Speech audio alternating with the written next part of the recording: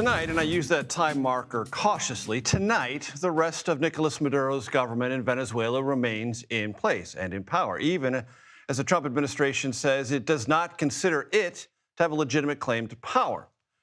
Elliot Ackerman and Aaron MacLean join me now to discuss all this and many other related topics. Elliot is a veteran of the Marine Corps and CIA Special Operations serving in Iraq and Afghanistan. Aaron MacLean also served in the Marine Corps in Afghanistan, senior fellow at the Hudson Institute, which is a Washington-based conservative think tank.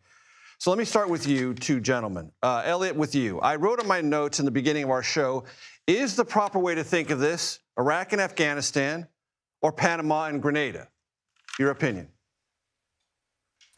Well, I think it's probably not an either or. I mean, there are lessons from both of those examples, all of those examples that could be applied to Venezuela. I mean, I think the most important thing to realize is at this point, we are rolling the dice in Venezuela, and we could be lucky. I mean, this could be exactly the right solution for the people of Venezuela, but there are absolutely enormous risks here. And the downside could be profound. And this might not be another Iraq, it will be its own thing, but we certainly saw in Iraq some of the downsides that come with U.S. involvement in regime change.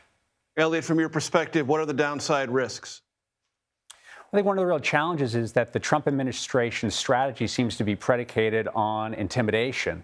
And the intimidation that there will be some type of follow-on strikes that might look like the strikes we saw against Maduro. So if Delcy Rodriguez continues to thumb her nose at Donald Trump and that leads to secondary strikes, if those strikes don't go as well as the first round of strikes, that potentially involves the loss of U.S. life. And when that occurs, does that put us down a path of escalation where we're sending possibly more U.S. troops into Venezuela to take care of the Maduro regime? I mean, we don't know. There's just a huge amount of uncertainty here, and it's just very important to go into these types of endeavors with, clear eyes, hoping for the best, but always planning and understanding the worst. And that's something that we certainly did not do in Iraq, and it led to a very long and costly war. So let's make sure to do it here. Aaron, your evaluation of the military operation itself and potential upside gains, if this works out well. Thanks, Major. The military operation was stunning. It's hard to think of any other military in the world that could do what we, and I should add, what our intelligence community did. Clearly infiltrated and got very valuable intel. That's right. And that sends a powerful deterrent message to all kinds of bad actors in the world, in the region, in the Western Hemisphere, but also in places like Iran. I agree with Elliot that there are risks ahead, major risks for the course that the administration is pursuing.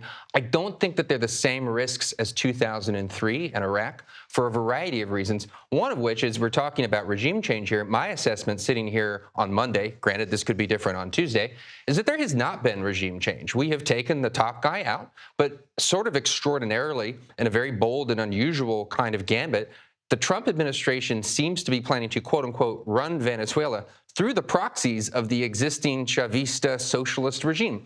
Risks aplenty, but not Iraq 2003.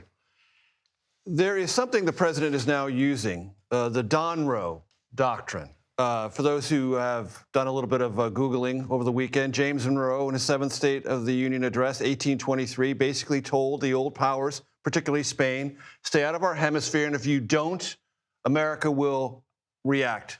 We were not strong enough militarily in the 19th century to make that really credible, but we did in the 20th century. This is an update of that. What does that mean? What does that portend? The president feels very strongly about this. You saw him talk about the Monroe doctrine or the corollary to the Monroe doctrine last night on Air Force One. He says it sort of in a wistful way with a little bit of a smile on his face.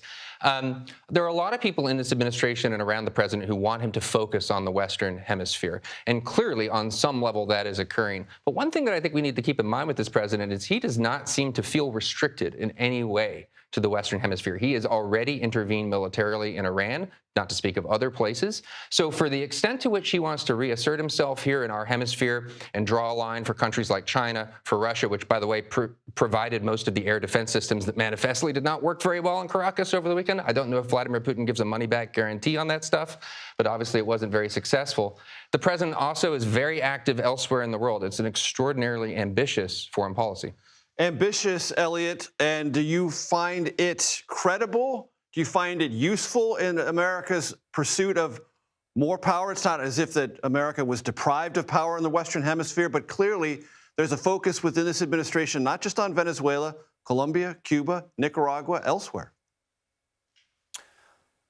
Military force and military power, and we certainly have an exceptional military. Those tools work until they don't. And at a certain point, the politics of any given situation can make it where military force is no longer a particularly effective tool. I mean, the same military that just launched these stunning raids in Venezuela is the exact one that withdrew from Afghanistan. So, as we look at the projection of U.S. power in the Western Hemisphere, it's military power, but it's also political power. And I just think we should be, very cautious as a people and as a nation as we rely on military power to solely project U.S. policy around the globe. And Elliot, do you think there's a risk in the assumption that with this projection of power, regimes that we are disfavoring will cower and change their behavior just because of the implied threat of that prepositioning of U.S. military might? I do. I think it's somewhat naive to believe that countries like Venezuela or Colombia, with their history and their deep history of anti-colonialism, are going to just simply do what we say because we have a more powerful military. I think, as we've learned across the globe, whenever we intervene into a country, we find out that the culture and the politics of those countries are infinitely more complex than we believe them to be at first blush. So again, I would just buyer beware, proceed with a lot of caution, because if you break it, you buy it. Aaron, I'm going to give you the last word on the weekend and what you see and what you're going to be watching for in the next couple of days. Well, if I were the administration, what I would be concerned about right now is whether or not this gambit to, quote unquote, run Venezuela through the existing Chavista regime is actually going to work. You have hard-bitten ideologues in charge of Venezuela right now, many of them themselves implicated in the drug trade. Repressive, corrupt, criminal. All of the above, and committed to the cause on some level. Because they benefit from it. Absolutely. And the guy who's the Minister of Defense right now is still in power, Pedrino. His first name is Vladimir, named by his parents in honor of Vladimir Lenin. So that's the team that's there right now. You have the opposition waiting in the wings. The president is sort of equivocal to nonplussed when he speaks about them. That's another form of leverage that the president has, is the fact that the opposition is out there. He has the oil quarantine going on in the Caribbean. He has tools, but this is an unusual gambit. Very unusual. Elliot Ackerman, always a pleasure. Aaron, it's great to have you at the desk. I hope you'll come back. Thank you.